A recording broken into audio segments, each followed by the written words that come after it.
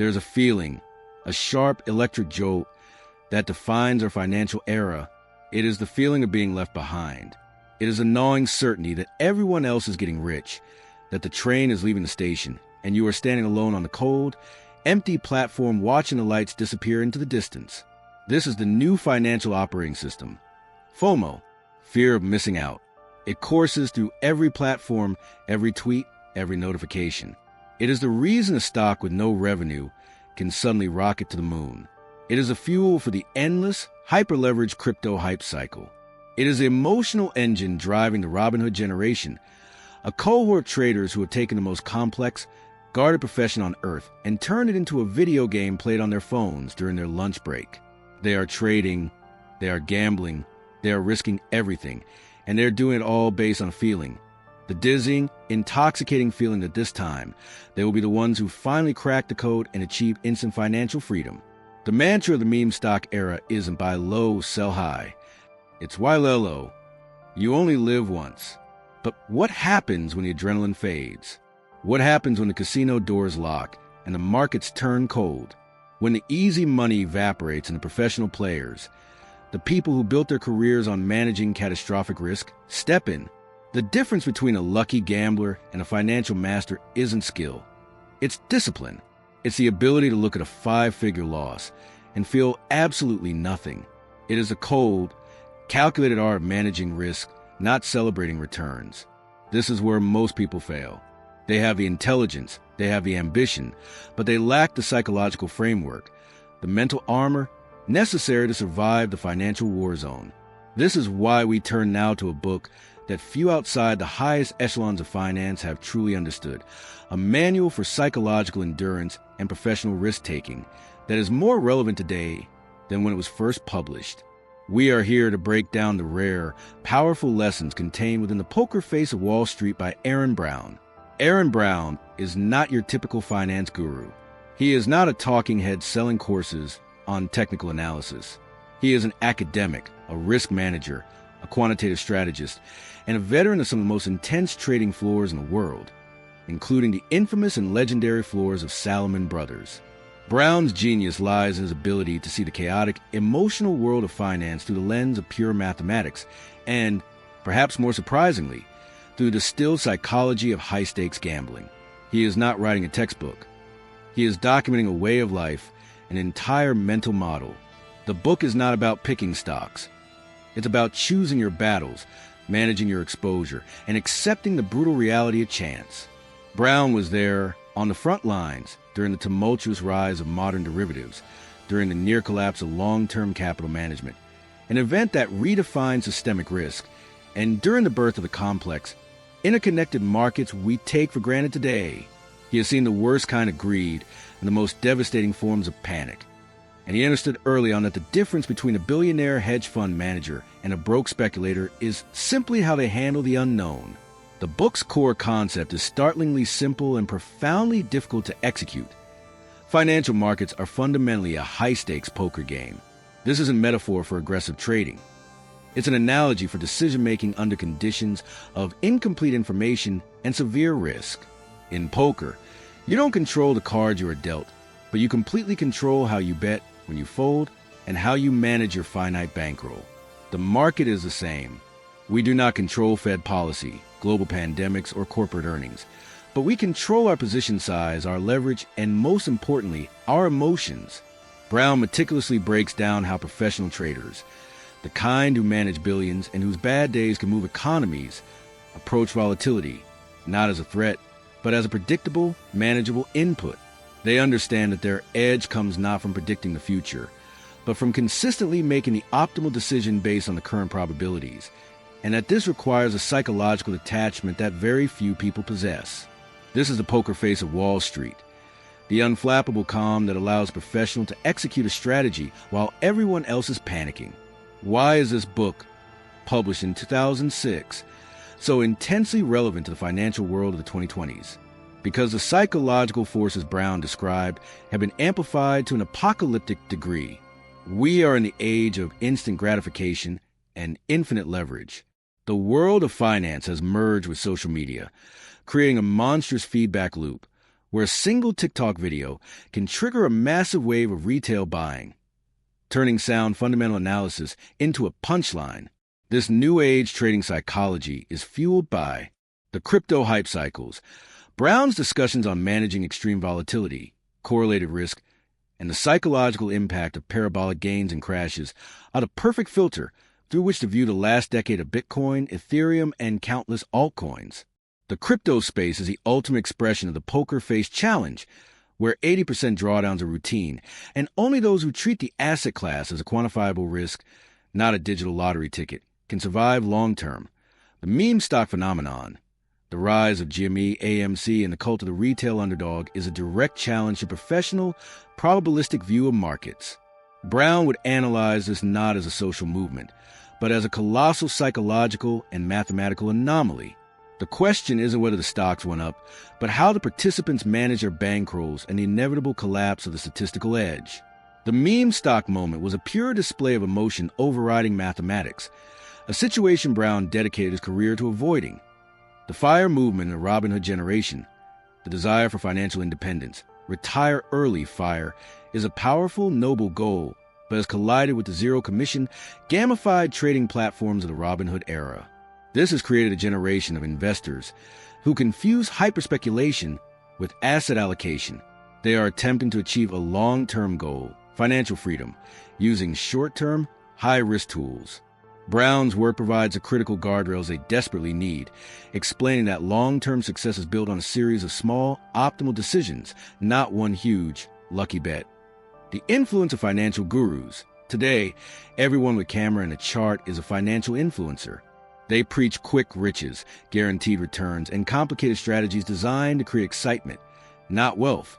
Brown's focus on the cold reality of probabilities and the absolute necessity of rigorous risk modeling stands as a stark, necessary counterpoint to the endless parade of certainty offered by these digital gurus. This is not a book to be passively consumed. It is a mental recalibration. It strips away the marketing, the hype, and emotional theater of Wall Street and reveals a clean, cold mechanics underneath. By exploring Brown's deep understanding of professional risk, decision theory, and the true cost of emotional trading, we will build a powerful cinematic framework for navigating the most volatile financial landscape in modern history. The time for guessing is over. The time for calculated, disciplined action is now. Let us begin to explore the ultimate handbook for survival in the financial jungle and learn how to put on the only armor that truly matters, the poker face of Wall Street.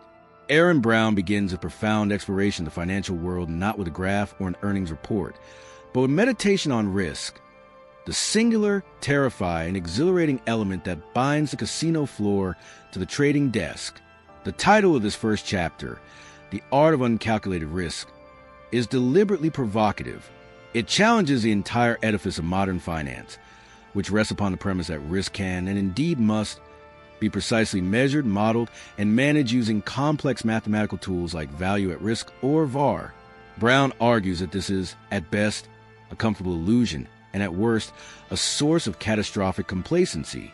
True, high-stakes risk, the kind that can make a professional trader a fortune or wipe out a billion-dollar hedge fund, often exists outside the neat, tidy confines of a Gaussian distribution. It is uncalculated because it is fundamentally unknowable in the statistical sense. It is a realm of the black swan, the political coup, the sudden technological paradigm shift, or the panic-driven collapse of liquidity that no model could ever have fully encompassed. The book's central thesis emerges immediately. Finance is gambling, and gambling is finance. The traditional moralistic divide between the productive world of capital allocation and the morally dubious world of the casino is, in Brown's expert view, a fiction maintained for social and political convenience. Both are games played under uncertainty, requiring a bankroll, a strategy, a high tolerance for loss, and a ruthless commitment to probabilistic thinking. When a corporate pension fund buys a high-yield bond, it is essentially betting that the company will not default before the maturity date. When a farmer buys a corn futures contract, he is betting on the price of his crop. The difference is not in the underlying act of risk-taking, but in the social approval and sophisticated nomenclature we use to describe it. Professional risk-takers, whether they wear a suit or a hoodie, understand this truth, and it is their acceptance of the gambling nature of the profession that gives them their psychological edge. They are not trying to eliminate risk. They are trying to ensure that the risks they take are positive expected value risks. They are seeking asymmetry, where the potential reward for a given risk is greater than the potential loss multiplied by its probability. Brown introduces a fundamental, non-negotiable rule of surviving any high-stakes game: risk rules. These are not abstract concepts. They are the iron laws of survival. The first rule is the imperative to do your homework.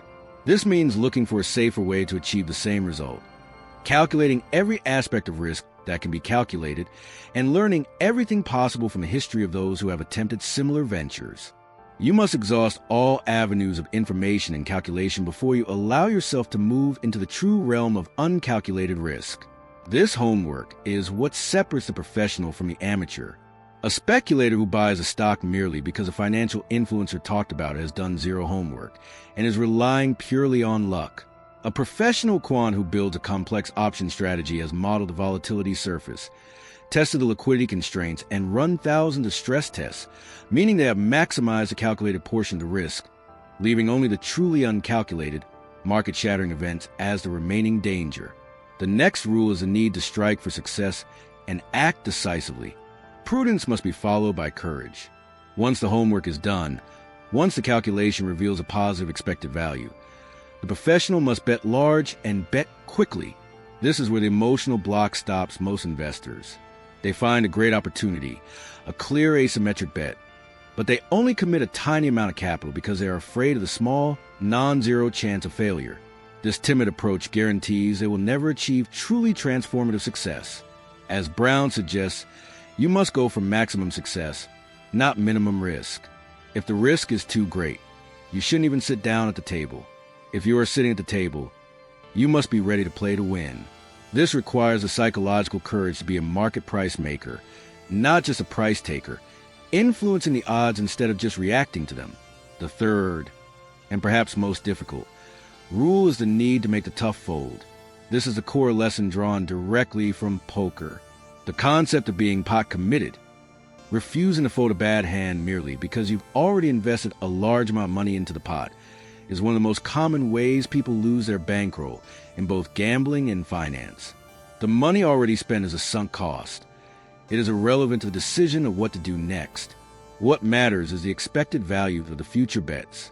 Traders, just like poker players, must learn to throw away good money after bad, and to do so quickly and decisively.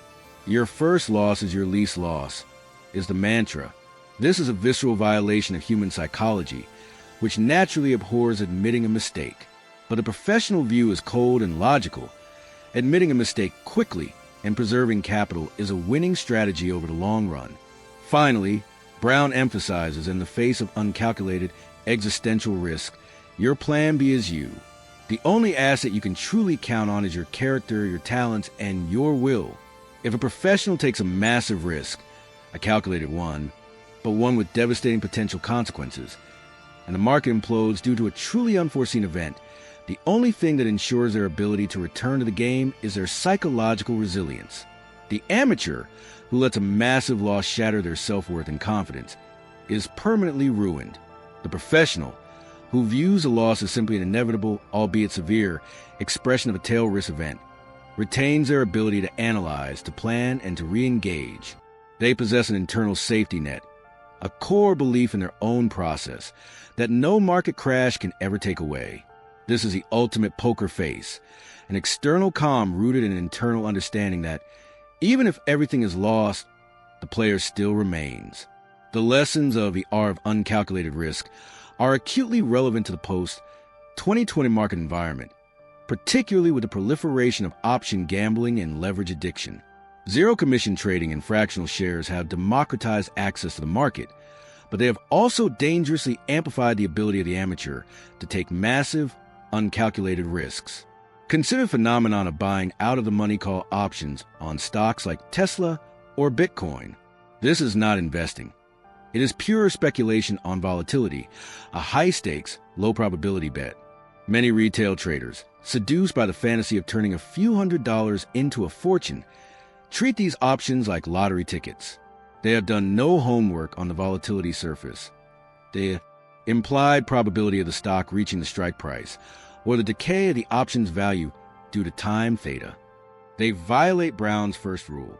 When the stock moves slightly against them, they violate the third rule by refusing to make the tough fold, often holding the losing option until it expires worthless, simply because they are pot committed by hope and sunk cost.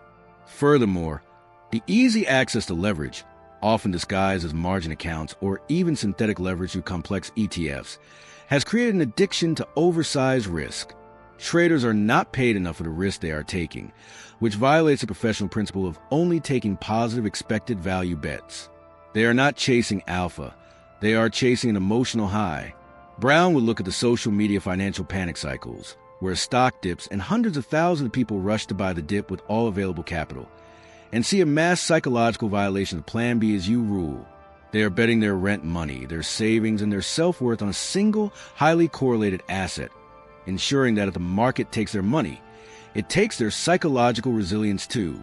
The professional investor, applying Brown's principles, approaches these highly speculative assets with a tiny, calculated sliver of their total capital. They treat the position not as a conviction bet, but as a defined risk budget, a small amount of capital they are willing to lose completely in pursuit of a high return, low probability outcome. They know that even the most volatile, hype-driven assets still operate within a probabilistic framework, and their edge comes from the cold, emotional discipline to adhere to the rules of bankroll management. They are masters of the fold, and their true asset is not their portfolio, but their unwavering mental composure. This chapter demands that every investor stop pretending the market is a safe haven for long-term savings and start acknowledging the truth. It is a game of risk, and if you play it without the poker face, you'll become the mark. The foundation of Aaron Brown's philosophy is the unflinching analogy between professional poker and high finance. And in this second chapter, he dives deep into the poker basics that translate directly into winning strategies on Wall Street. This is not about learning to bluff. It is about establishing a rigorous framework for decision-making that removes emotion and relies solely on mathematics and position. Brown argues that if you can master the structure of a high-stakes poker game, you have already mastered the primary psychological and capital management challenges of the financial markets. The critical elements are bankroll management, expected value, and the element of position. Without an absolute mastery of these three concepts, any success in the market is merely temporary and ultimately attributable to luck, not skill. Bankroll management is the first and most critical hurdle. In poker, your bankroll is the finite capital you use to play, and the iron law is that you must never, ever put so much of your bankroll at risk in a single hand that a bad beat could end your career. This is the survival constraint. Brown meticulously explains that professional traders and hedge funds operate under the same constraint, often defined by the concept of ruin probability. Every firm, every trader, has a level of capital risk they cannot exceed without entering an existential zone. The amateur or the Robin Hood generation trader routinely violates this rule by betting their entire life savings, or worse, money they cannot afford to lose, on highly volatile assets or leveraged positions. They are playing a game where a 50% loss means they are finished, whereas professionals diversified and size their bets so that even a catastrophic loss in one area represents only a small, survivable dent in their overall capital. The discipline required is psychological. To walk away from a seemingly perfect bet simply because it violates a bankroll rule is the ultimate test of the poker face. It's the ability to say no to a high return opportunity because the probability of ruin, however small, is too high for your current capital level. Next is the fundamental principle of expected value, EV. This is the heart of mathematical gambling and, by extension, mathematical finance. EV is not a guarantee of what will happen on the next hand or the next trade. It is a long-term average outcome if a decision is repeated infinitely. A positive EV means that if you keep making the same decision under the same conditions, you will, over time, make money. A professional never takes a negative EV bet, even if it feels safe. Brown stresses that market analysis is simply the process of estimating the various possible outcomes, e.g., stock goes up, down, or sideways, and assigning probabilities and monetary values to each one. The art is in the accuracy of those estimates, and the discipline is in executing the trade only if the weighted average of all outcomes is significantly positive. This ties directly into the modern world of Bitcoin bubbles and mean stock euphoria. When a stock is trading at 50 times revenue, its positive EV is dramatically diminished regardless of the emotional narrative. The professional uses EV to cut through the hype and assess the purely mathematical cost of their position. Finally, Brown discusses the element of position. In poker, the person who acts last, the one in position, has the most information because they have seen everyone else's action before making their decision.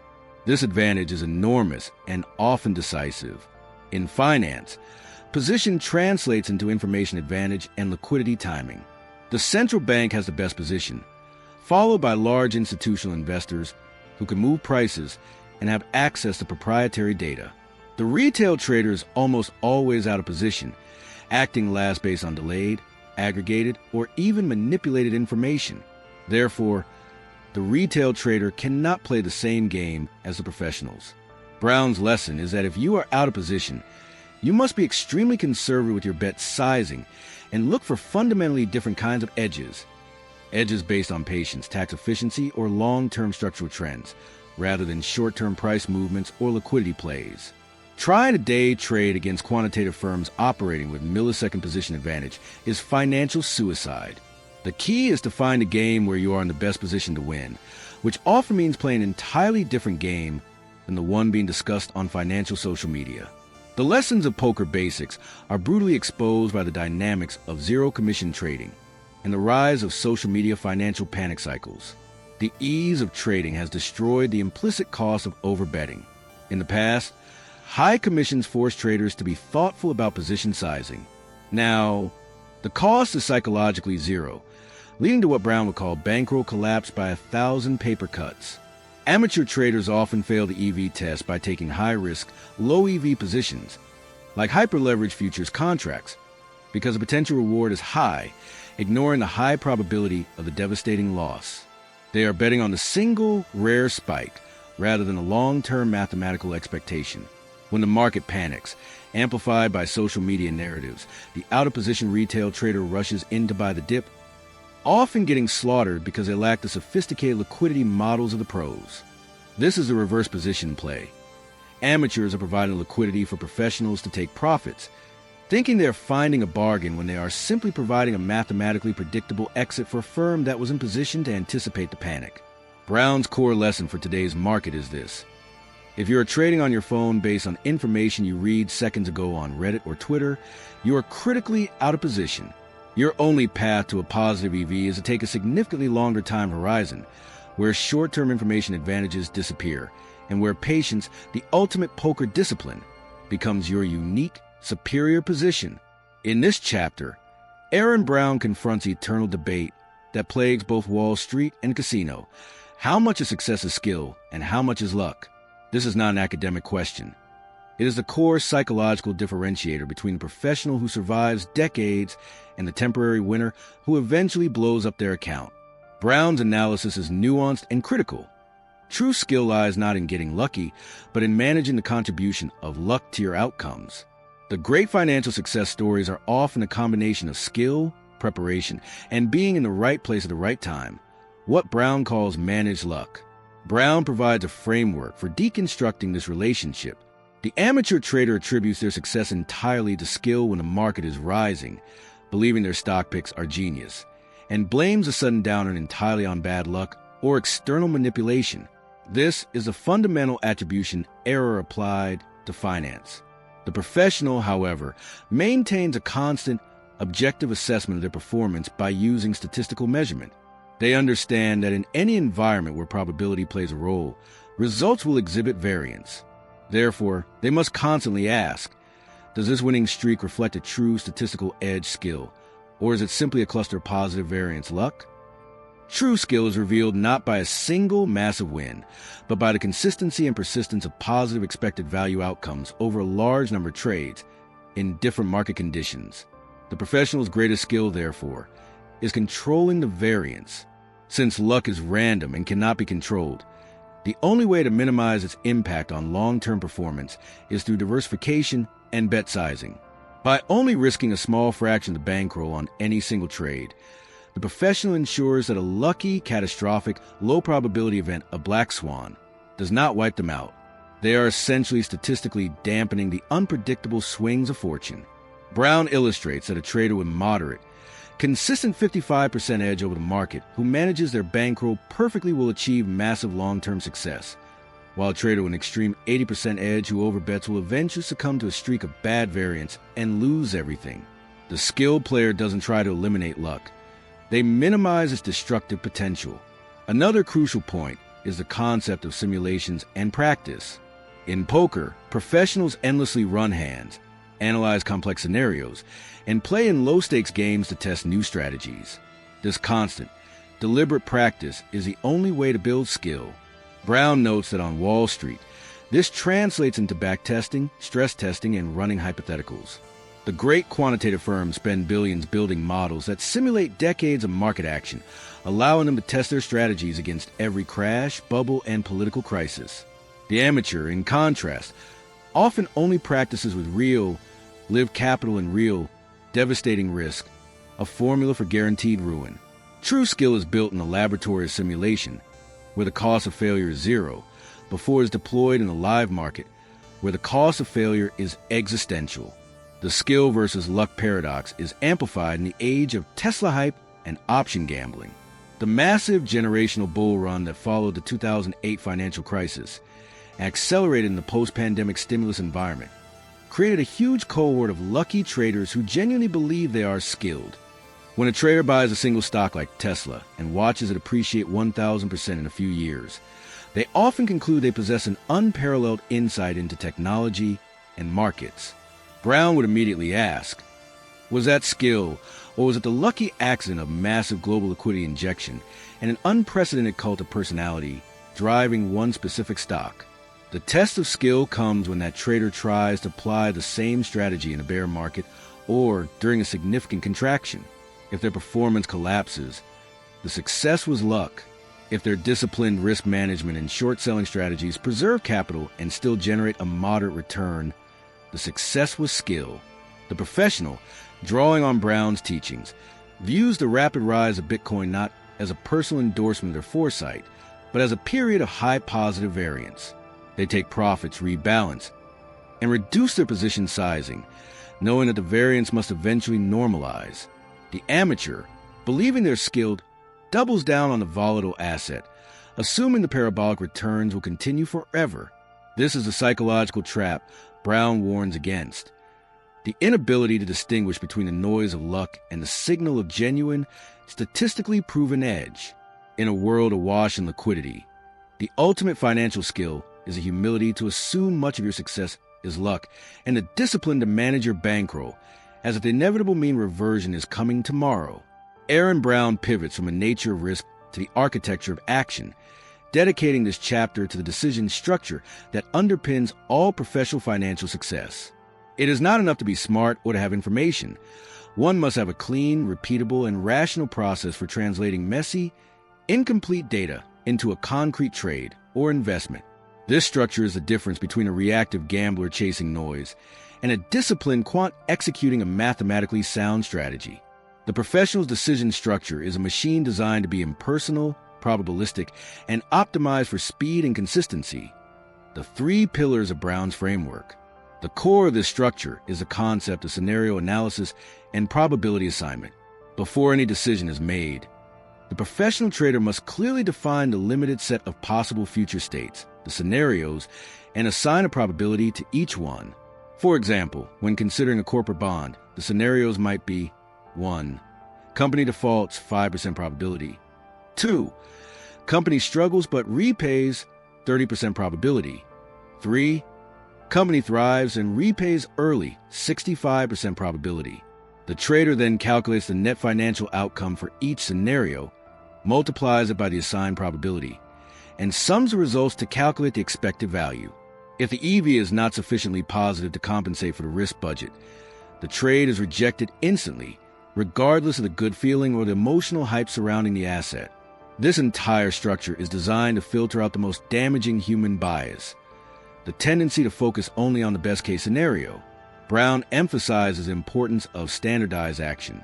A successful professional does not reinvent their decision process for every new opportunity. Instead, They establish a set of rules of engagement that dictate exactly what action is taken when specific criteria are met.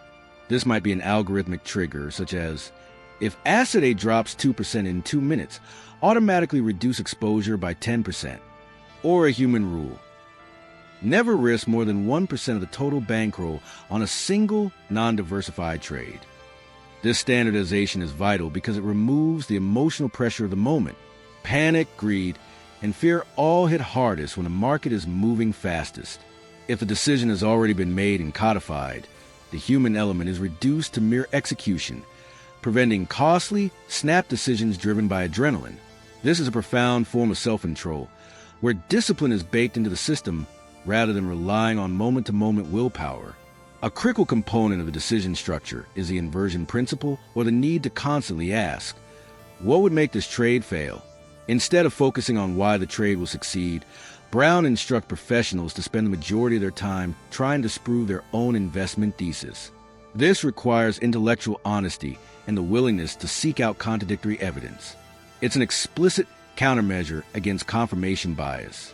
This practice forces a trader to identify the critical vulnerability of the trade and define a strict stop-loss rule, the exact point at which the original thesis is officially invalid, and the trade must be exited regardless of the financial loss. This rule is often the final and non-negotiable step in the professional's decision structure, ensuring that a wrong call does not become a catastrophic failure. Modern investing reflection. The decision structure is arguably the single most lacking element in the FIRE movement and the Robin Hood generation's approach to trading. Many individuals have a noble goal, early retirement, but zero structure for their short-term financial decisions. They invest based on community sentiment, YouTube analysis, or a feeling, which means their decision structure is chaotic and reactive. They are highly susceptible to the social media financial panic cycles because they lack a predefined stop-loss rule. When a stock drops 30%, the amateur pauses, panics, and asks the internet what to do. The professional, however, already had their stop-loss defined, and the trade was automatically exited at a predetermined, survivable 10% loss, adhering to the impersonal and standardized action rule. In the context of ETF dominance and the debate over passive versus active investing, the decision structure is still key. Even a passive investor must have a decision structure for allocation and rebalancing. Brown would argue that choosing a pure index fund is itself a decision structure, a structured, passive bet on a long-term, positive EV of global capitalism. The mistake many make is deviating from the structure during a downturn, panicking, and selling their ETFs. Their emotional reaction overrides their passive decision structure, leading to the worst possible outcome, buying high and selling low. The ultimate lesson from this chapter for the modern investor is that success is an exercise in structure consistency, not a search for the perfect stock. Moving beyond the philosophical underpinnings, Chapter 5 delves into the concrete realities of trading the market, focusing on professional mechanics of execution, liquidity, and the fundamental differences between trading and investing. Brown makes a sharp distinction between the two. Investing is a long-term position based on fundamental economic analysis. Trading is a short-term position based on predicting market microstructure, psychological imbalances, and short-term price movements. Most amateurs confuse the two, believing they're long-term investors when they are, in fact, undisciplined short-term traders. The first major topic is liquidity and market microstructure. Professional traders do not just look at a stock price. They look at the order book, the list of current bids and asks, to understand market depth, transaction costs, and how their own trade will impact the price. A massive buy order for a thinly traded stock can instantly move the price against the buyer, creating slippage that eats into profits. Brown's lesson is that the amateur trader using a zero-commission app is totally ignorant of the true transaction costs hidden in the spread and the lack of liquidity in smaller cap stocks. This ignorance is a massive, uncalculated risk.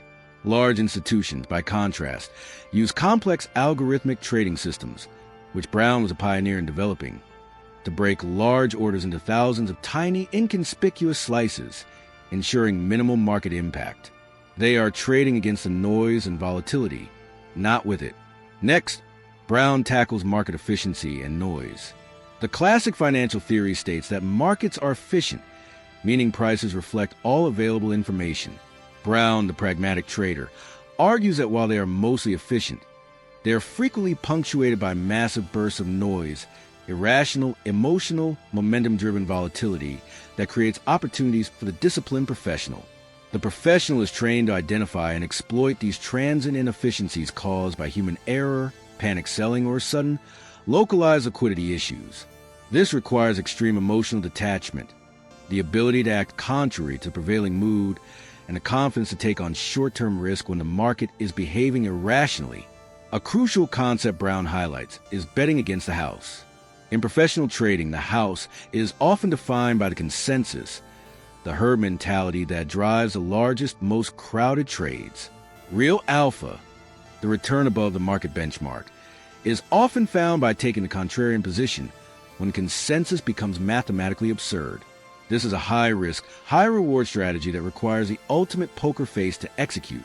Buying a distressed asset when the entire market is screaming sell, or shorting a stock like Tesla when the narrative is overwhelmingly positive, is not an act of arrogance. It's a calculated bet on the eventual mean reversion of irrational exuberance. However, Brown warns that the contrarian must be patient, as the market can remain irrational for longer than the trader can remain solvent. The patience to wait for the irrationality to reach a mathematically compelling extreme is the key to this trade. The chapter on trading the market is a direct condemnation of much of the behavior seen in the meme stock and crypto casino environments. The retail obsession with short-term price movement, rapid-fire transactions, and high-frequency trading is exactly the environment where the professional has the largest, most systematic advantage. When retail traders rush to buy a meme stock, they are providing massive liquidity for the short-selling hedge funds to cover their positions, often at a profit. The hedge funds, using sophisticated models, are trading the order book and the volatility, not the fundamentals. They are exploiting the amateur's ignorance of market microstructure. Brown's lessons on liquidity are particularly important in the crypto space, where the trading of small-cap altcoins is characterized by extreme illiquidity and massive, instantaneous slippage. A small order can move the price 10% in seconds, meaning the advertised price is often a cruel fiction. For the modern investor engaged in passive versus active investing, Brown's chapter serves as a stark warning. If you're trying to be an active trader without the multi-million-dollar infrastructure, the algorithmic tools, and professional emotional detachment, you are simply playing a negative EV game against superior opponents. Trading is a specialized, high-intensity profession. For the vast majority, the correct decision is to be a pure, long-term investor who ignores the noise and avoids the trap of trying to trade the market.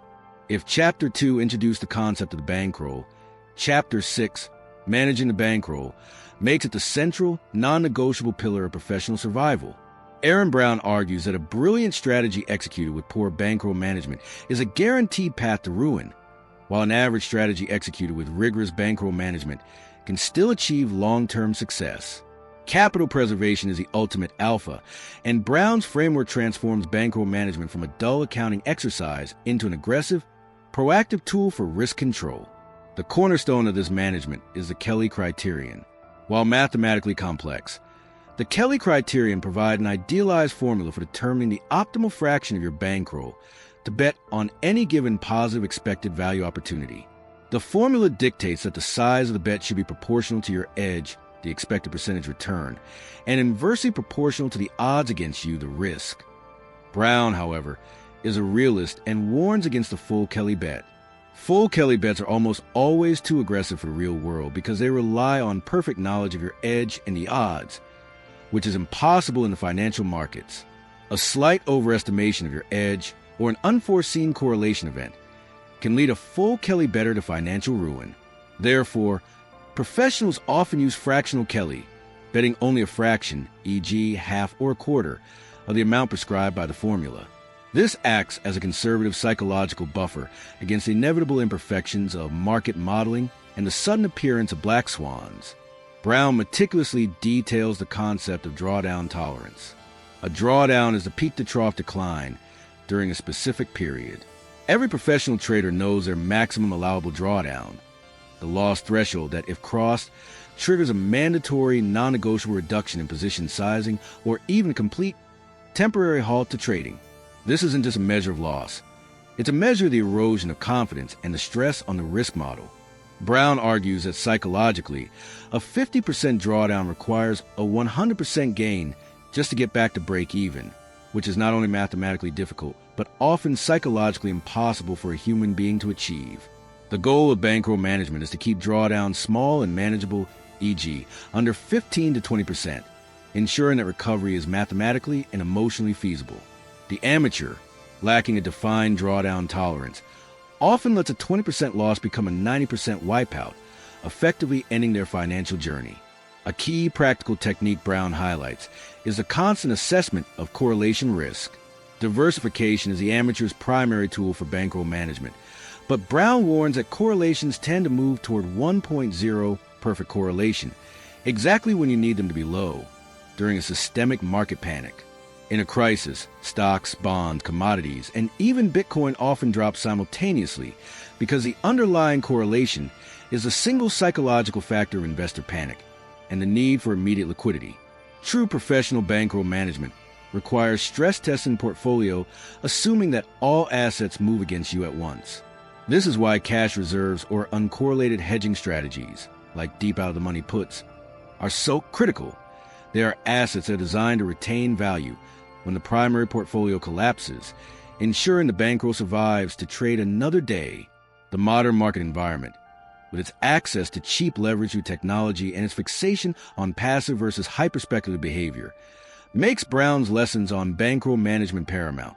The ready availability of high-leverage products, such as triple-leveraged ETFs, perpetual futures contracting crypto and margin loans, allows individuals to inadvertently place full Kelly or even over Kelly bets without realizing the exponential ruin potential. An investor with $10,000 who buys $50,000 worth of a triple-leveraged S&P 500 ETF is betting 5 times their capital on a volatile index. A mere 20% drop in the index translates to a 60% loss on their capital, which instantly puts them in a catastrophic, psychologically destructive drawdown zone. Brown's analysis directly confronts the leverage addiction seen in the current market.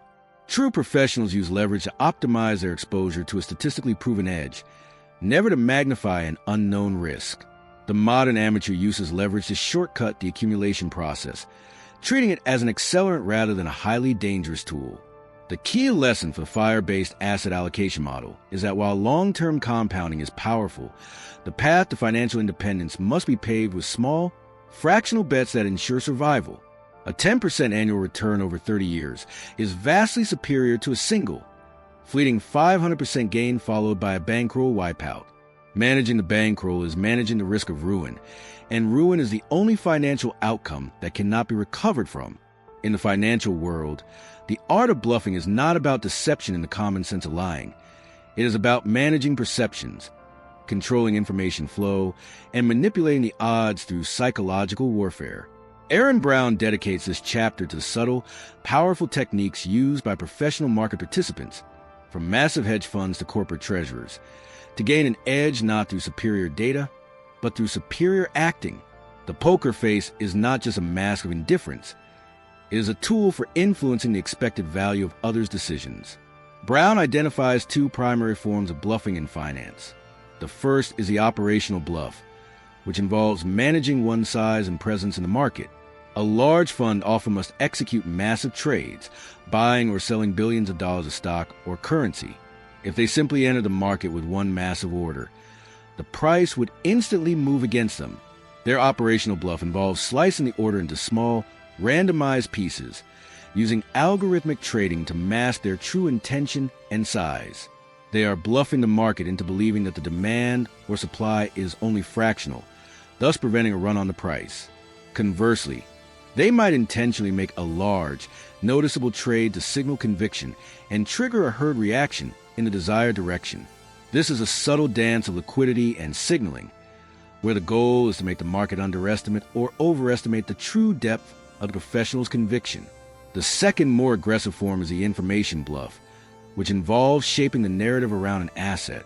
This is seen in corporate spin doctors, activist investors, and even massive financial media campaigns.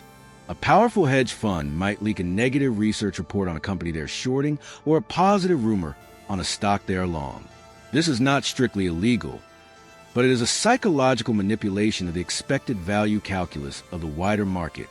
Brown notes that the ethical line here is constantly shifting and often murky, but the professional recognizes that information is never neutral. It is always being transmitted with an agenda. The ultimate bluff is to make your opponent, the market, believe you have superior information or, more importantly, superior capital, which forces them to fold or reevaluate their position. The most important lesson for the retail trader is how to defend against the bluff. Since the amateur is always the target of sophisticated manipulation, their defense must be absolute skepticism and focus on fundamentals. Brown suggests that any sudden, highly emotional or sensational piece of financial news should be treated as a potential bluff. The professional's defense is to constantly ask, cui bono, who benefits? If the information is causing massive, irrational price movement, the person spreading the information is likely using it as a positional advantage. The disciplined response is to ignore the noise and reevaluate the trade solely based on the underlying, verifiable financial data and the established, objective decision structure. The true poker face is the one who refuses to react to the theatrics of others, seeing the market not as a battlefield of narratives, but as a cold game of probabilities. The entire landscape of meme stock manipulation and financial TikTok and YouTube gurus is the apotheosis of the information bluff. The gurus are often bluffing. They are not generating true, proprietary alpha. They are selling certainty, hype, and emotional narrative of quick riches. They use psychological techniques to build a following, which then serves as a liquidity tool to execute their own trades. When they hype a coin or a stock, they are creating the demand necessary for them to exit their position at an inflated price, a classic pump and dump that relies entirely on the audience falling for the emotional bluff. The meme stock phenomenon also involved a massive collective bluff against the institutional short sellers. The retail community used a narrative of the common man fighting Wall Street to generate massive, coordinated buying pressure. This was an incredibly powerful, temporary bluff that squeezed the professionals. However, as Brown's principles dictate, a bluff is not a sustainable, long-term edge. Once the capital and coordination inevitably faltered, the institutional professionals, who still had superior capital and information, simply waited for the inevitable psychological collapse of the bluff to reassert their mathematical edge. The lesson is clear. Narratives are powerful temporary bluffs, but capital and math always win in the end.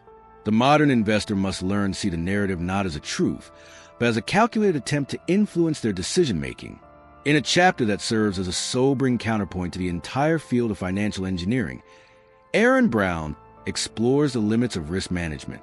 While professionals spend their careers building complex models like value-at-risk VAR to quantify and mitigate potential losses, Brown reminds us that every model is fundamentally flawed, and the biggest risks are the ones that are unmodeled, unforeseen, and uncorrelated. This chapter is a meditation on intellectual humility in the face of market complexity, warning that the illusion of control is often more dangerous than the acknowledged chaos.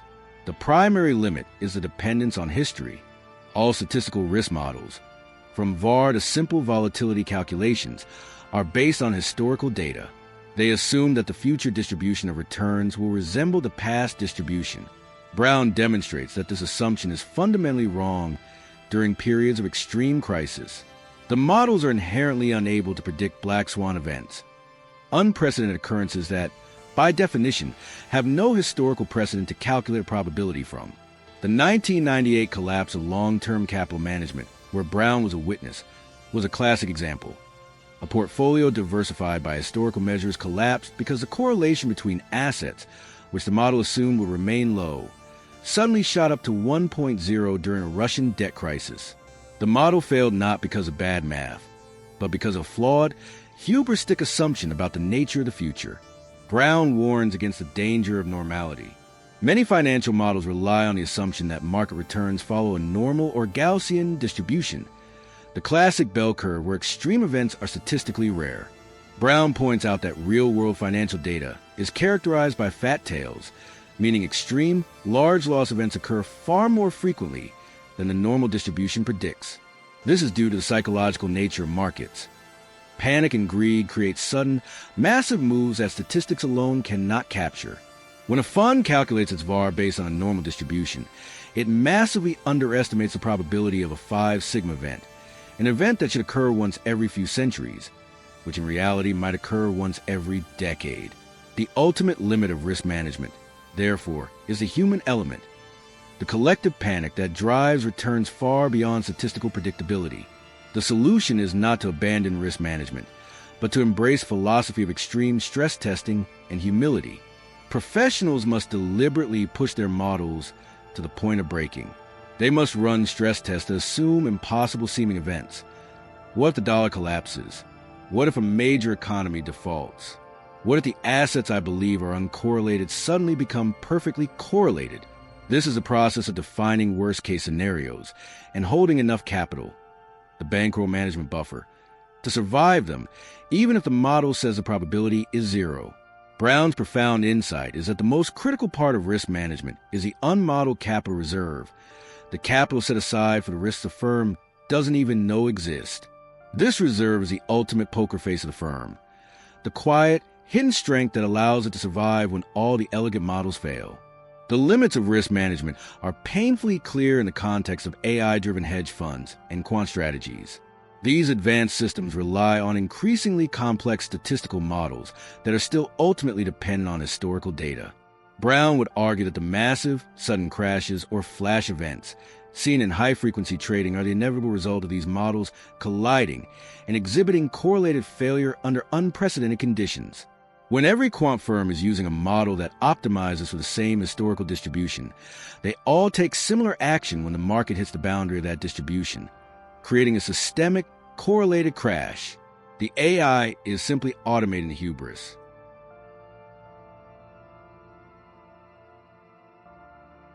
This chapter is a critical guide for the modern investor facing the rise of robo-advisors. While robo-advisors are excellent for automating allocation, their risk management is often based on standard historical volatility. The individual must understand that their personalized risk score is based on the normal, quiet market, not the panicked, fat-tail market. Brown's lesson is that the only true personal limit of risk management is the cash savings outside the market. That emergency fund, that buffer, is the unmodeled capital reserve that protects the individual from having to sell their diversified portfolio at the exact worst moment during a black swan event. The ultimate professional humility is realizing that no matter how sophisticated the model, the future holds surprises, and survival depends on having dry powder reserved for the statistically improbable. In the right game, Aaron Brown takes the philosophical lessons of probability and risk and translates them into an active, strategic choice, the decision of where to compete. He argues that most people fail in finance not because they're inherently bad decision makers, but because they are playing games where they have zero edge against superior opponents. The ultimate skill is not in playing a hand perfectly, but in finding a table where your opponents are weaker or the odds are disproportionately in your favor.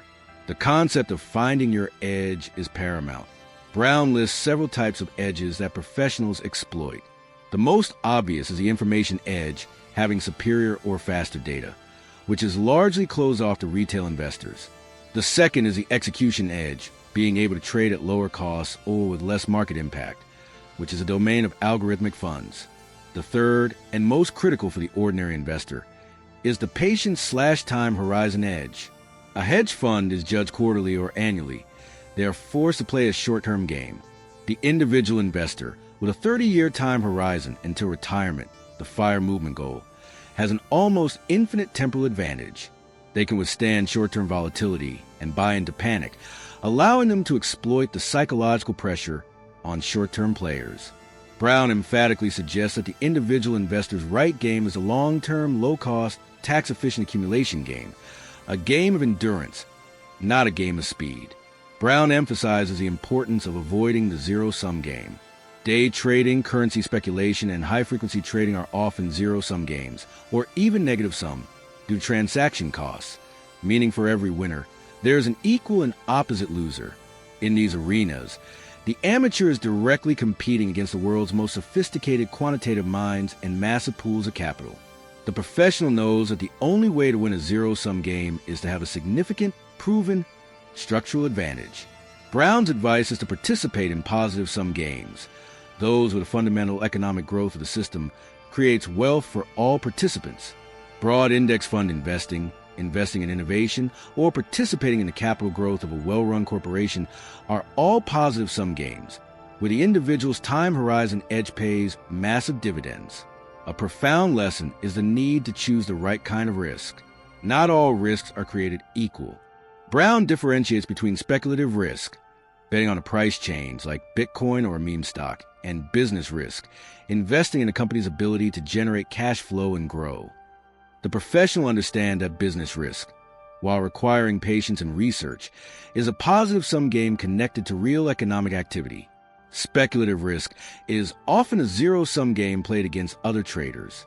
The amateur, seduced by the quick money of speculative risk, often avoids the slower, less exciting, but fundamentally safer business risk.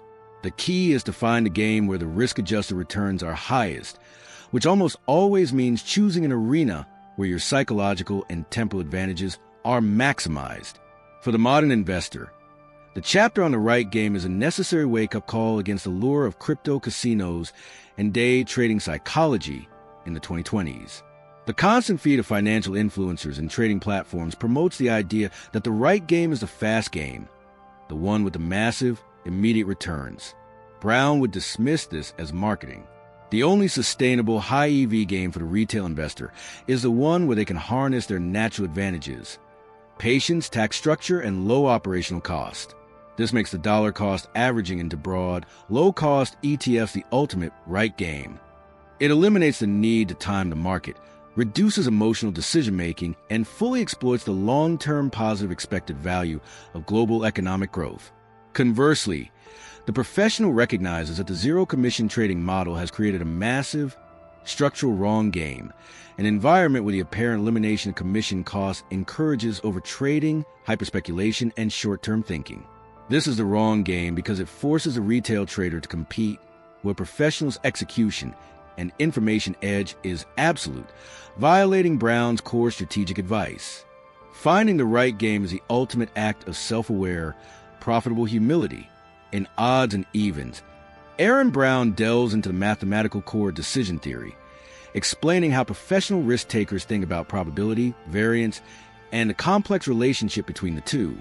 This chapter is a masterclass in separating certainty from probability, recognizing that in finance, nothing is certain, but everything has a probability, and the ability to accurately estimate these probabilities is the ultimate edge. The concept of subjective probability is introduced as a cornerstone of real-world trading. Unlike a coin flip, where the probability is a known 50-50, the probability of a company defaulting or a stock hitting a certain price point is subjective. It is a judgment call based on incomplete information, expert analysis, and complex modeling. Brown argues that the trader's edge is his or her ability to estimate these subjective probabilities more accurately than the market consensus. The market price for an asset often implies a certain probability of an event, e.g., the price of an option implies the market's collective belief about volatility. The professional looks for situations where their subjective estimate of the probability is significantly different from a market's implied probability, creating an asymmetric bet, a positive EV opportunity. Brown emphasizes a profound difference between odds and expected value. A high odds bet, e.g., betting $1 to win $100, is exciting, but the probability of winning is less than 1%. The expected value is negative. Conversely, a low odds bet, e.g., betting $1 to win $1.05, is unexciting, but the probability of winning is 60%. The EV is strongly positive. The professional focuses exclusively on maximizing positive EV, not chasing high odds. This is the difference between an insurance company, which takes many low-odds, positive EV bets, collecting premiums, and a lottery player who takes a single high-odds, negative EV bet. The professional trader's life is about being the insurance company, taking thousands of small, mathematically favorable bets, ensuring that the law of large numbers works in their favor over the long run. A key practical concept is the management of variance. Brown explains that variance, the fluctuation around the expected outcome, is a necessary evil in any probabilistic game. A high EV strategy can still lose money in the short term due to negative variance, a streak of bad luck. The professional must have the psychological and capital strength to endure the negative variance without abandoning the mathematically sound strategy. This requires unwavering faith in the EV calculation and the bankroll management rules. The amateur, who does not understand the difference between a statistically expected streak of losses and a flawed strategy, panics after a few bad trades and abandons a plan, ensuring that the law of large numbers never has a chance to realize the positive EV. The poker face is, at its core, the ability to act normally while suffering statistically expected losses. The battle between odds and evens is playing out daily in the modern financial environment, particularly with the proliferation of fractional shares culture and the constant temptation of hyper-speculative behavior. Fractional shares make it psychologically easy to make small, high-odds bets on individual stocks or highly volatile cryptocurrencies, creating the illusion of diversification. However, if these are negative EV bets, the small losses accumulate until the bankroll is silently eroded. Brown's analysis provides a perfect filter for assessing Bitcoin bubbles and other speculative manias. While the odds of massive gains can be high during a hype cycle, the long-term, objective expected value of highly volatile, zero cash flow assets must be carefully calculated against the risk of ruin. The professional views Bitcoin as a highly volatile, high-variance asset that only receives a small, calculated allocation, ensuring that even if the entire bet goes to zero, the core bankroll is unaffected. The amateur, chasing the high odds of a parabolic move, often makes an oversized bet based on the possibility of a massive win, ignoring the high probability of a significant, unrecoverable loss. The lesson is that the only professional bet is the one that has been rigorously checked for positive expected value, regardless of how boring or unexciting the odds may appear. Aaron Brown dedicates this crucial chapter to the only element in finance that can consistently derail mathematical perfection: the psychology of the game. This is a deep internal warfare every trader and investor must wage, recognizing that the market is designed to exploit the very flaws that make us human: greed, fear, envy, and a desperate need to be right. The poker face is the external manifestation of an internal, successful psychological strategy. Brown outlines the fundamental psychological biases that professional training must overcome. The first is loss aversion. Psychologically, the pain of a loss is felt roughly twice as intensely as the pleasure of an equivalent gain. This bias causes amateurs to hold on to losing trades far too long, hoping they will recover to break even, avoiding the pain of crystallizing the loss, and to sell winning trades too early, clutching the gain. This behavior systematically ensures a strategy of letting your losers run and cutting your winners short, which is a guaranteed recipe for financial ruin. The professional is trained to view the P&L, profit and loss, not as a measure of personal worth, but as a neutral data point, thus overcoming the inherent emotional drag of loss aversion. They make the tough fold not as an emotional surrender, but as a cold, calculated step in capital preservation. The second major hurdle is confirmation bias and narrative addiction. The human mind seeks stories and patterns, even where none exist. Once an investor is long a stock, they subconsciously filter out all negative news and actively seek out all positive news, reinforcing their initial, now flawed decision. This is why the Tesla hype and meme stock communities are so powerful. They create a shared, positive narrative bubble that psychologically validates the investment while ignoring fundamental risks. Brown's prescribed defense is the inversion principle, the formal, mandated search for contradictory evidence. Every investment thesis must have a designated devil's advocate who actively tries to prove the thesis wrong, forcing a balanced view of the subjective probabilities. Brown also addresses the phenomenon of short-term myopia and overtrading. The constant availability of trading via apps creates a psychological addiction to action. The brain interprets the act of trading as a form of doing something, providing a temporary hit of dopamine, which is often mistaken for productivity. However, Brown proves that for the long-term investor, inaction is often the highest EV action. The most successful financial strategy often involves hours, days, or weeks of doing nothing, waiting patiently for the statistically compelling moment. The professional is paid to be patient. The amateur is psychologically addicted to activity, leading to higher transaction costs and exposure to market noise. The ultimate test of the poker face is the ability to sit still when the world around you is screaming for action. The psychology of the game is the ultimate guide to surviving the modern, hyper-digital market. Financial influencers and social media are effectively weaponizing emotional biases. The endless display of massive gains, luxury, and instant riches on platforms like TikTok and YouTube triggers envy and FOMO, fear of missing out, driving massive waves of amateur trading that are predicated on emotional desire, not mathematical process. The constant connectivity means that the amateur is never given the chance to de-stress or emotionally recover from a loss, leading to what Brown would recognize as tilt, the psychological state in poker, where a player loses emotional control and starts making increasingly irrational bets in an attempt to quickly recoup losses. In the market, this manifests as leverage addiction and doubling down on a losing trade. Brown's lesson is that the ultimate risk management tool is a structured break, the ability to physically walk away from the screen after a loss and allow the rational decision structure to reassert itself. The goal is not to eliminate emotion, which is impossible, but to build an impenetrable system that functions despite emotion, thereby turning psychological discipline into the most powerful form of alpha.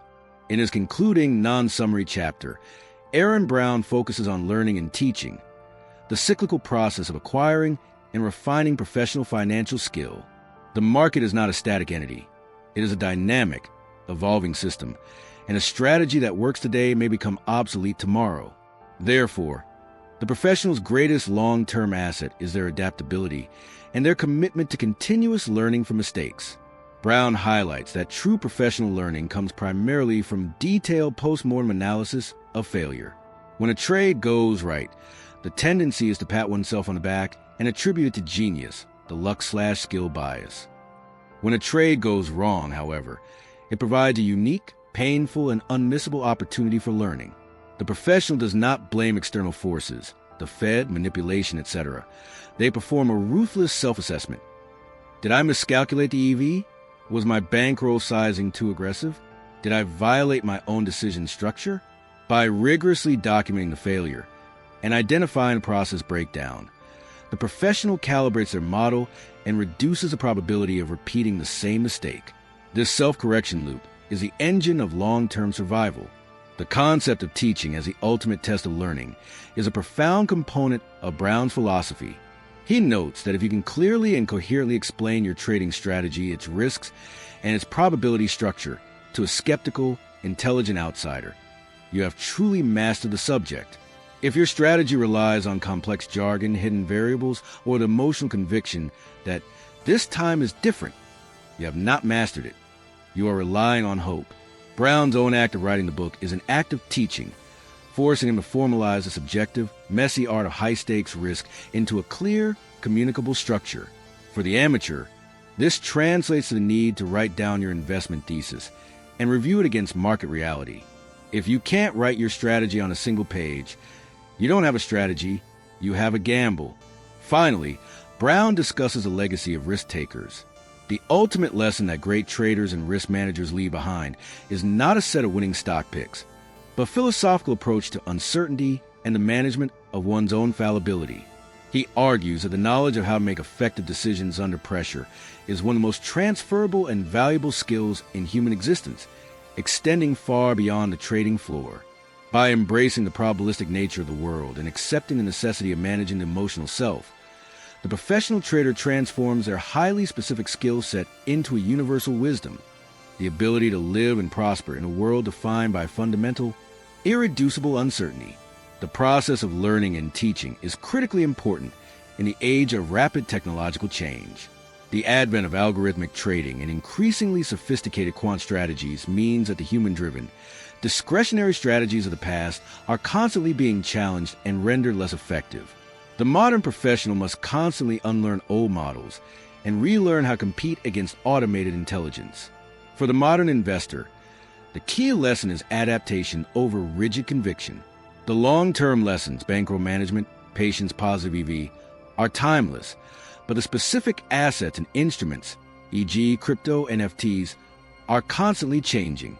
The modern investor must learn from every crypto casino cycle, understand that the fundamentals of crowd psychology and capital flows remain the same, even if the asset class changes. Brown's chapter encourages the individual to view their investment journey as a constant calibration, a ruthless self-audit, where the primary goal is not financial gain, but mastery of the process. This commitment to continuous learning is the ultimate edge against the market's relentless evolution. If Aaron Brown were to walk onto a modern trading floor, or more accurately, look over the shoulder of a modern investor scrolling through their phone, the central tension of his observation would be the staggering amplification of greed and fear by digital technology, coupled with the increasing dehumanization of financial risk by AI. His core principles, risk rules, bankroll management, and psychological discipline, will be validated, but the scale of the challenge would be immense. He would analyze the contemporary financial landscape, not through moral judgment, but through the cold, probabilistic lens of a risk manager. Brown, a pioneer in algorithmic trading, will be fascinated and deeply cautious about the current state of AI-driven hedge funds and complex quant strategies. He would immediately recognize that these systems are simply a vastly accelerated, emotionally neutral implementation of his own decision structures. They maximize his principles of standardized action and positive expected value by eliminating human psychological flaws. However, Brown would point to the massive, systemic risk inherent in this technological arms race. The algorithms are only as good as the data they are trained on, and if that data is historical, they are fundamentally vulnerable to black swan events that fall outside the data set. Furthermore, when the majority of capital is controlled by a few hundred similar, high-speed algorithms, the risk of correlated failure becomes existential. Brown would argue that AI doesn't eliminate the limits of risk management. It merely moves the failure point from the human emotional level to the systemic mechanical level. When the algorithms do fail, they will fail simultaneously and exponentially faster than any human-driven panic, leading to unprecedented liquidity collapses.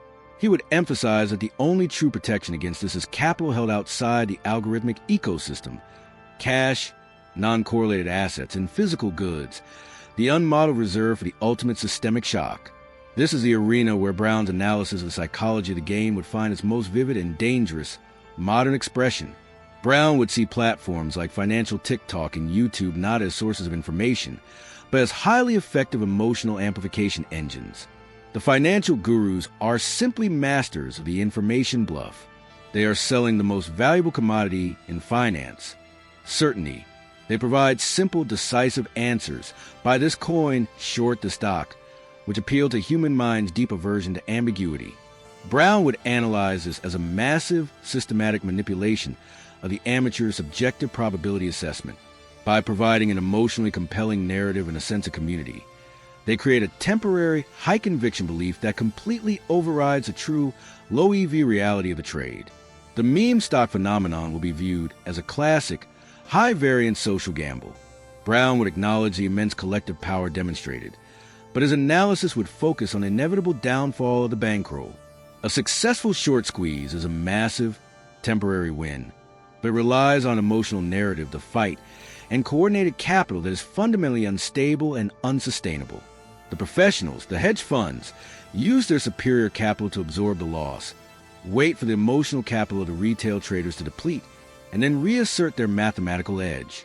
For Brown, the lesson is that the market can be irrational for a time, but probability eventually normalizes, and the trader who violates bankroll management during the irrational phase is guaranteed to lose in the end.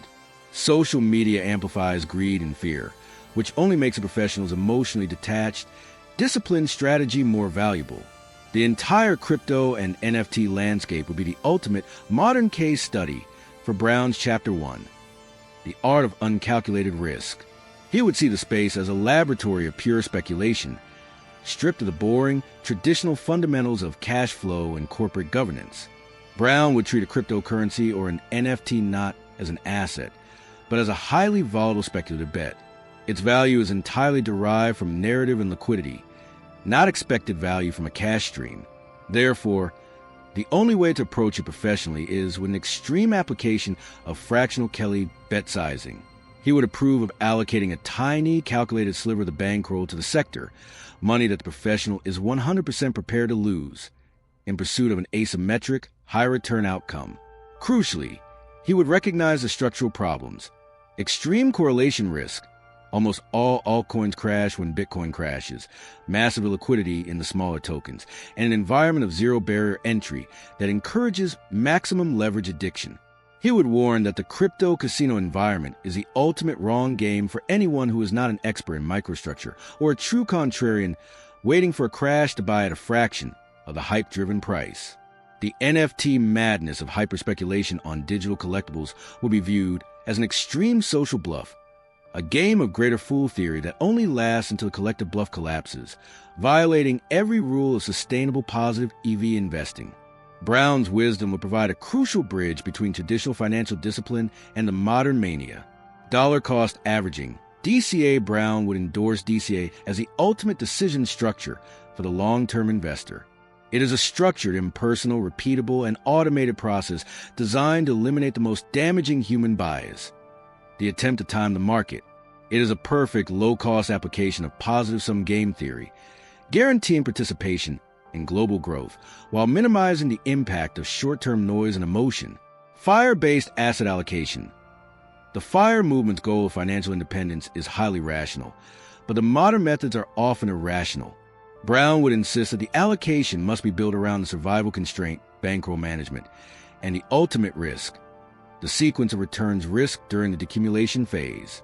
He would stress that conservative withdrawal rates and an unmodeled capital reserve, like a high-yield savings buffer, are far more critical than achieving an extra few percent of return via speculation. The FIRE philosophy requires a supreme poker face to withstand inevitable market downturns without panicking and selling, destroying the long-term compounding structure. Passive versus hyperspeculative behavior. Brown would see this as a definitive choice of the modern era.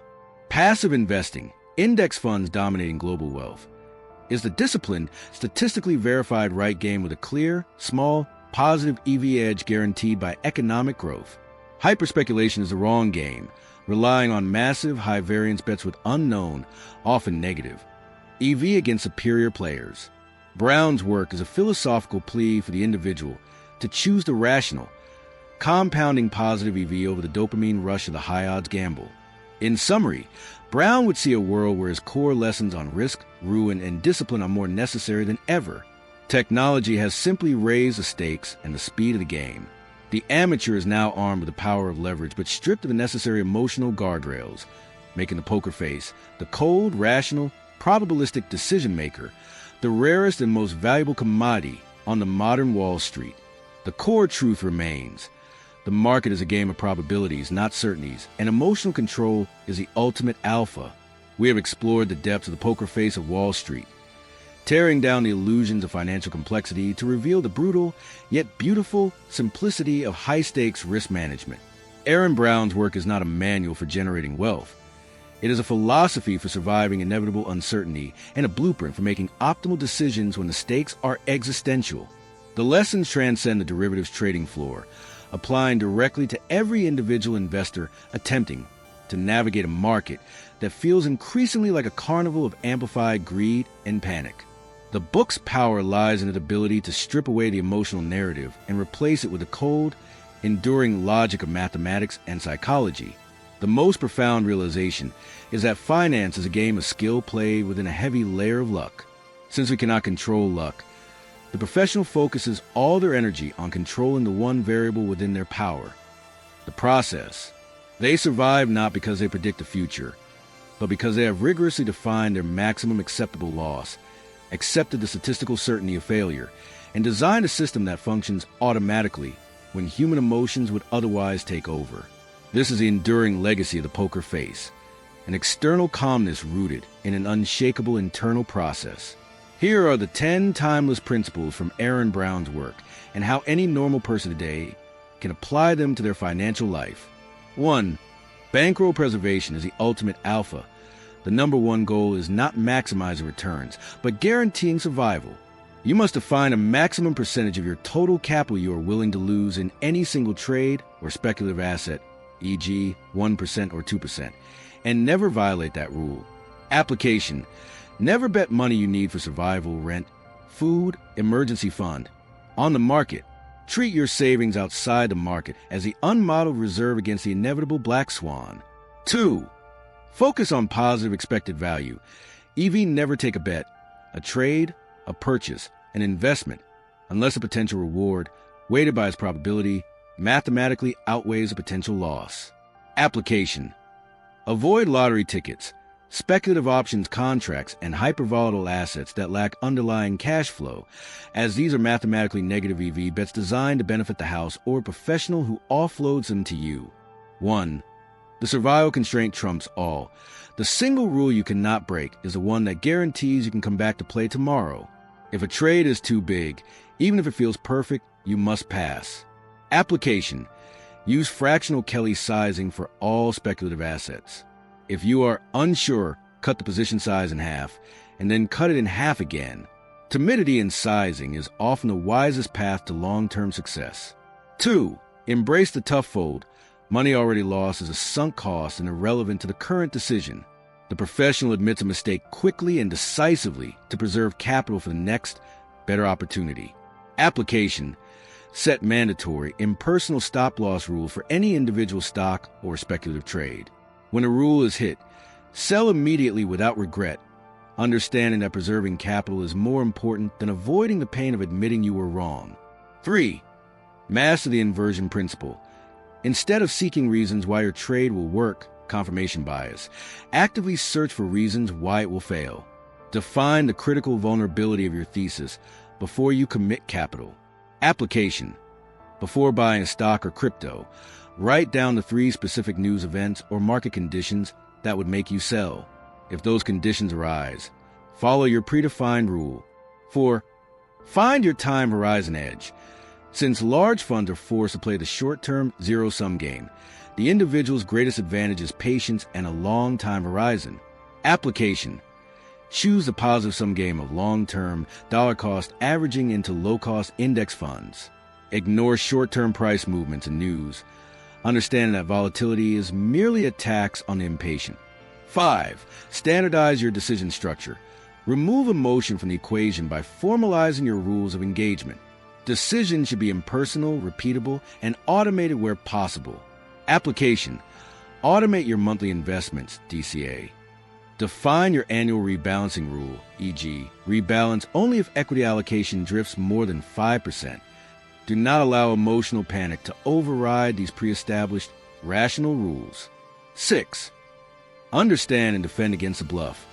Recognize that the market narrative, social media hype, and guru certainty are almost always a form of psychological manipulation designed to make you act against your own best interest. Application. Treat every sudden sensational price move or piece of financial news with extreme skepticism. Always ask, who is sending this information, and how do they benefit from my emotional reaction? 7. Prepare for correlated failure. Diversification is good, but in a crisis, all correlations tend toward one. The true defense is capital held outside the system. Application. Maintain a substantial, non-invested emergency fund or cash reserve, money that is absolutely guaranteed to be there when the stock market, bond market, and crypto market all crash simultaneously. 8. Your process is your greatest asset. The ultimate skill is not the ability to pick winners, but the ability to learn from failure and maintain absolute faith in the process. Application. View every loss as a painful but invaluable piece of data to improve your decision structure. Never let a loss destroy your commitment to rational, probabilistic thought. Your discipline is your alpha. Everything else is luck. The journey to financial mastery is not a sprint toward impossible riches. It is a long, arduous marathon of psychological endurance. The digital age, with its instant access and hyperleverage, has only intensified the pressure, making the market an even more ruthless judge of character. But the eternal laws of risk and probability have not changed. The final, powerful takeaway from Aaron Brown is this: you cannot control the cards you are dealt, but you completely control how you play them. The true poker face is not a face of indifference, but a face of absolute, quiet control. It is the discipline to walk away from a winning hand because the bet size violates the survival constraint. It is the humility to sell a losing position instantly, accepting the pain of error for the greater good of capital preservation. It is the patience to sit still for months or years, waiting for statistically compelling opportunity to emerge from the noise. By adopting these principles, You transform your financial life from a chaotic, emotional gamble into a rigorous, mathematical system. You stop playing the game of hope and start playing the game of expected value. You move from being the amateur, the mark, to the professional, the calculating survivor. This is the power of the poker face of Wall Street. This is the quiet confidence that separates the fleeting winner from the enduring master of risk. Take this knowledge, apply the discipline, and begin the long, successful journey of betting on your own rational process, not the market's volatile emotions. The roar of the market, the flashing screens, the ceaseless flood of news, all of it fades away when you understand the foundational truth. Finance is a game of probabilities. We have just spent hours dissecting the most profound manual for navigating that game, learning the difference between the gambler who gets lucky once and the professional who builds a lifelong career on discipline, bankroll management, and the cold, unyielding logic of the numbers. The poker face of Wall Street strips away the illusion that success is about insider knowledge or effortless genius. It confirms that the ultimate skill is a psychological one, the ability to remain absolutely calm, objective, and consistent when the market is testing the very limits of your fear and your greed. Aaron Brown didn't just teach us how to manage risk. He taught us how to manage ourselves. He gave us the mental armor to withstand the next meme stock craze, the next crypto bubble, and the next systemic market panic. The power is now in your hands. The discipline is yours to enforce. If you found true value in this detailed, cinematic breakdown of the poker face of Wall Street, if the lessons of bankroll management, expected value, and psychological mastery have changed how you view your own financial decisions, then you need to make sure you're subscribed to Capitura. We specialize in taking the deepest, most complex wisdom from the financial and philosophical world and transforming it into accessible, actionable knowledge. We are here to help you build the intellectual, emotional, and mathematical framework for lifelong financial success. Don't let this be a one-time listen. Let it be the start of a total overhaul of your financial life. Hit that subscribe button right now. Turn on notifications so you don't miss our next deep dive. Because next, we are covering another classic that can completely change how you think about money and markets. It's a book that explores the profound, unexpected connections between chaos theory, biological evolution, and the financial markets. It's about how to profit from disorder. You won't want to miss it. The great promise of modern finance is control. With enough data, enough computing power, and enough academic rigor, we are taught that we can model, measure, and ultimately master the chaos of the market. We are sold the comfortable illusion that volatility is merely a technical challenge, a problem to be solved with the latest algorithm or the most complex derivative structure. Yet, beneath the veneer of quantitative certainty, the financial world remains what has always been, a vast, unforgiving high-stakes game played under conditions of profound and irreducible uncertainty. This is a cold truth that most retail investors, driven by the seductive confidence of financial gurus and the intoxicating rush of instant profit, refuse to acknowledge.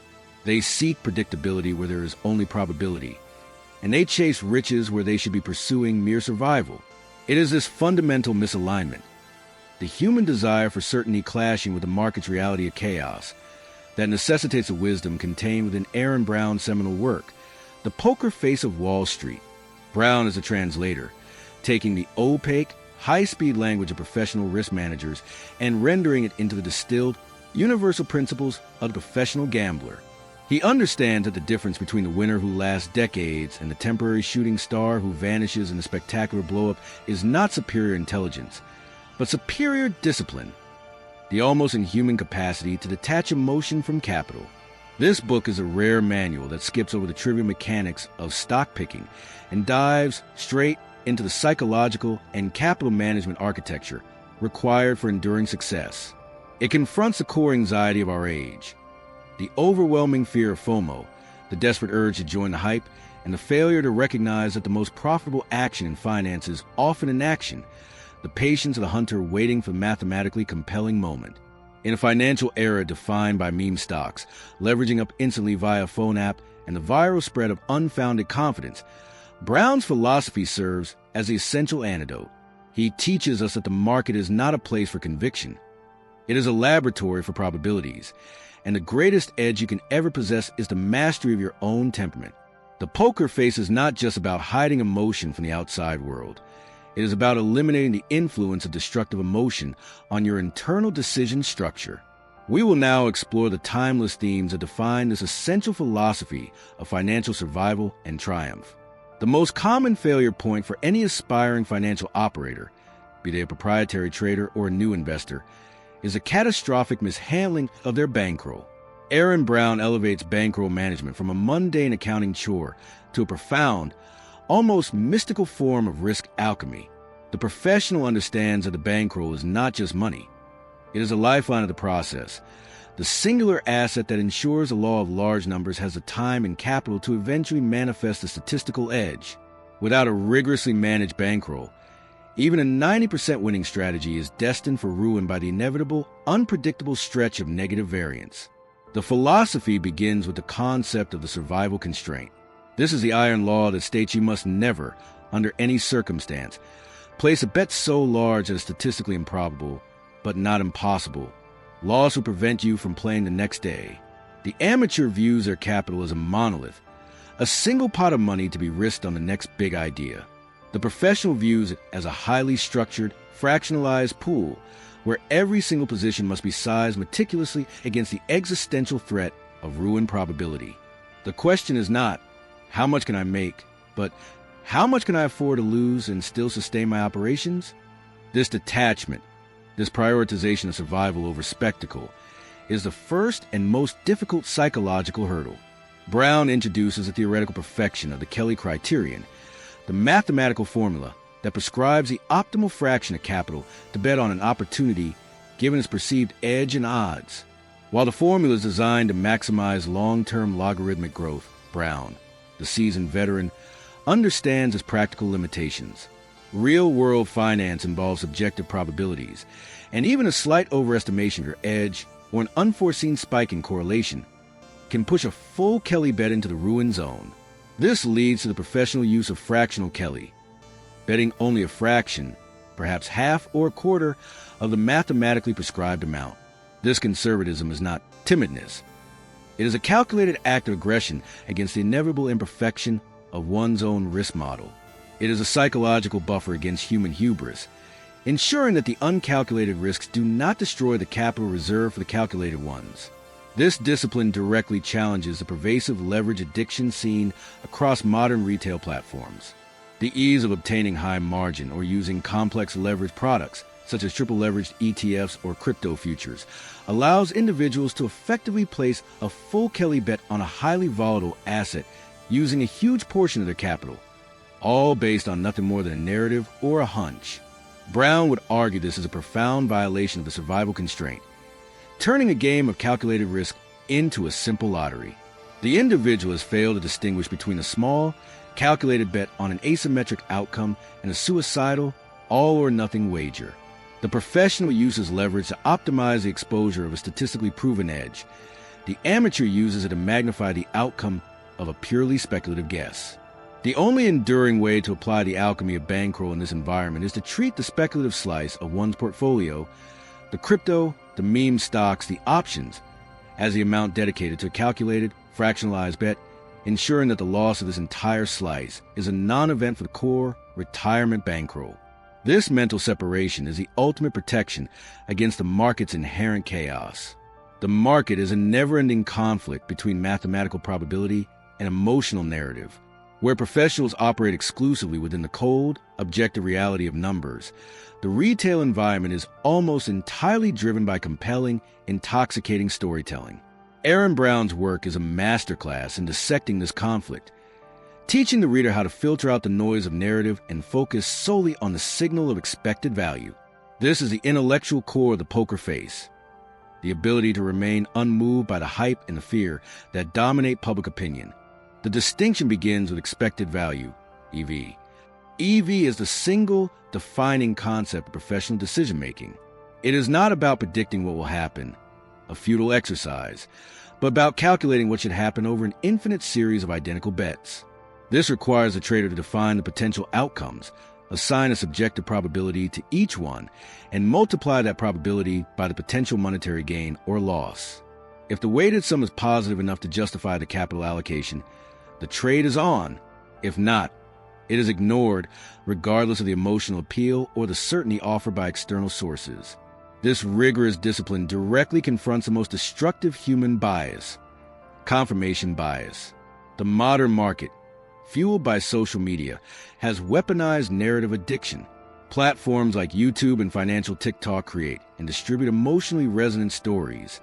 The plucky retail underdog fighting the hedge fund villain, the guaranteed 100x return from the next Bitcoin, the certainty that this time, Tesla will defy all gravitational logic. Brown would analyze these narratives not as information, but as highly effective bluffs, psychological manipulations designed to influence the subjective probability assessment of the amateur. The sheer volume and conviction of the narrative makes the amateur believe the probability of success is higher than it mathematically is, thus making them take a negative EV bet. The guru succeeds because the amateur is addicted to the certainty of the story, not the complexity of the numbers. To combat this, Brown insists on the mastery of subjective probability. Since the financial world is not a deck of cards, probabilities are not known. They must be estimated. The professional edge comes from estimating these probabilities more accurately than the market consensus. This is the difference between an insurance company and a hopeful gambler. The insurance company accurately estimates the high probability of a small, regular premium, a positive EV trade, and a low probability of a massive, catastrophic payout. The amateur, in contrast, consistently overestimates the probability of a massive, speculative win. For the retail investor, applying this lesson means filtering every piece of news, every piece of research, and every social media post through the EV lens. Stop asking, is the stock going up? And start asking, what is the range of possible outcomes? What is the market's implied probability for each? And does my own objective assessment suggest the market is mispricing the probability sufficiently to justify the risk? This systematic skepticism is the second layer of the poker face, the intellectual calm that ignores the shouting crowds. One of Aaron Brown's most critical contributions to risk philosophy is a profound skepticism regarding the established models of risk management, particularly the reliance on value-at-risk VAR. While he acknowledges the necessity of mathematical modeling, he dedicates significant space to exploring the limits of risk management, the point where mathematical hubris meets market reality. The fundamental problem, Brown insists, is that financial risks do not follow the tidy, gentle path of the normal distribution, but are characterized by fat tails, meaning extreme events occur far more frequently than historical data or standard models predict. This is the central lesson of the black swan. Every risk model is built on historical data and assumes a certain level of statistical independence between assets. Brown, having witnessed near-systemic collapses like long-term capital management, understood that in moments of extreme financial stress, all bets are off. Assets that were historically uncorrelated, stocks, bonds, currencies, suddenly move in perfect tandem, exhibiting correlated failure, because the underlying correlation is the single human factor of investor panic and liquidity demand. Your mathematically diversified portfolio is, in these moments, not diversified at all. The VAR model, which might suggest a 5 sigma event, a total wipeout, should occur once every few centuries, is utterly blind of the fact that collective human panic can trigger that event next Tuesday. The risk model fails precisely when you need it the most. Brown's solution is not to abandon modeling, but to adopt an aggressive posture of intellectual humility and extreme stress testing. The professional must spend more time challenging their model than celebrating its accuracy. This involves deliberately running hypotheticals that assume mathematically impossible events. What if the political structure of a major economy collapses? What if a major commodity suddenly hits zero? What if all your counterparties fail simultaneously? This process of defining the worst-case scenario forces the firm to look beyond the elegant mathematics and ensure that they are holding sufficient unmodeled capital reserves. This reserve is a hidden strength of the poker face firm, the dry powder held specifically for the existential risks that no algorithm could calculate. The modern market, dominated by algorithmic trading and AI-driven hedge funds, only amplifies this danger. As Brown would observe, the more sophisticated and interconnected the algorithms become, the more likely they are to fail together. An external, unmodeled shock, a sudden political escalation, or a geopolitical crisis will trigger similar, simultaneous responses across thousands of high-speed systems, leading to a catastrophic flash crash driven not by human panic, but by automated, correlated systemic failure. For the individual investor, the takeaway is simple. Do not trust a model, a guru, or an algorithm to manage your ruin probability. The only true risk management you control is your cash buffer, your emergency fund, your liquid reserves, and your conservative allocation to fixed income are your personal, unmodeled capital reserve, the only asset guaranteed to survive when the models break and the black swan lands. Aaron Brown's framework reveals that the individual investor possesses a powerful, structural advantage that almost all high-speed professional players lack: time and temperament. While the professional is burdened by quarterly reporting, client redemptions, and the pressure of short-term performance benchmarks, the individual with a 30-year time horizon, the fire-based asset allocation model, is free to play a different game entirely. Brown calls this identifying the right game, and for the average investor, the right game is one of endurance, not speed. The professional's greatest weakness is short-term myopia. They are compelled to act and generate alpha constantly, often leading them to engage in zero-sum games like day trading and short-term speculation, where they are directly competing against other professionals in an arena of rapidly diminishing returns. The individual, however, can afford to wait. They can let the volatility and noise generated by the professional market wash over them, secure in the knowledge that their edge comes from the ultimate, unstoppable force in finance, compounding over decades. They are not seeking a profit from the volatility. They are seeking a profit from the long-term, positive EV of global economic growth, which is a positive-sum game. This temporal advantage is inextricably linked to temperament, which is the psychological bedrock of the poker face. Brown teaches that the most profitable action in finance is often inaction, the ability to sit still and wait for the statistically compelling opportunity to emerge. This is the ultimate discipline required to succeed in the era of zero-commission trading and the constant stimulus of digital markets. Platforms are designed to reward activity, feeding the psychological addiction to the dopamine hit of doing something. But every unnecessary trade increases exposure to cost, noise, and error. The true professional is paid to be patient. The amateur is psychologically compelled to trade. The individual's true skill, therefore, is their ability to act as a contrarian buyer during panic. When the market is seized by a social media financial panic cycle and professionals are forced to sell assets due to margin calls or client redemptions, the long-term investor, armed with fresh capital from their dollar-cost averaging system, can buy high-quality assets at a massive discount. This is only possible if they have the temperament, the emotional detachment, to execute the trade while the world is screaming that the crisis is permanent. Brown's entire philosophy is the internal preparation for this moment. The rigorous bankroll management ensures they have the capital dry powder, and the focus on EV ensures they recognize the opportunity when the price drops far enough to create an asymmetric, positive-sum bet. The poker face is a refusal to panic, the cold certainty that volatility is temporary, and that time will always work in favor of the disciplined accumulator.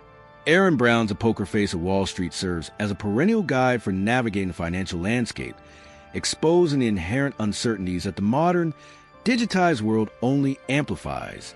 His lessons, forged in the high-stakes laboratories of quantitative trading and the unforgiving arenas of professional gambling, are distilled into a powerful, coherent philosophy. Survival depends on self-mastery, not market prediction. We have seen that enduring success hinges on 4 critical pillars: transforming capital management into an alchemy of bankroll by prioritizing survival constraint, overriding the emotional lure of narratives by maintaining an unwavering focus on mathematical probabilities, acknowledging the inevitable failure of all models by planning for the black swan with humility and reserve capital, and leveraging the unburdened time and temperament of the long-term investor as the ultimate structural edge. The professional, the one wearing the true poker face, understands that their greatest enemy is not the competition, but their own internal psychological flaws. They have built an internal decision structure, an impersonal, probabilistic, and standardized system designed to execute flawlessly when human emotion would dictate panic or greed. They know that finance is a marathon of consistency, where the small, positive EV decisions, repeated millions of times over decades, inevitably crush the single large high-odds gamble. In the volatile era of crypto hype cycles, fractional shares, and instant information, The most powerful tool is a capacity to sit still. It is the discipline to ignore the noise, to let the hype wash over you without consequence, and to wait patiently for the mathematically correct moment. Adopt the principles of Aaron Brown. Prioritize capital preservation, calculate your risks rigorously, and ensure that every action you take is a result of cold, rational process, not emotional reaction. By mastering your process, you achieve the ultimate psychological freedom, turning the chaotic game of chance into a predictable engine of long-term wealth creation.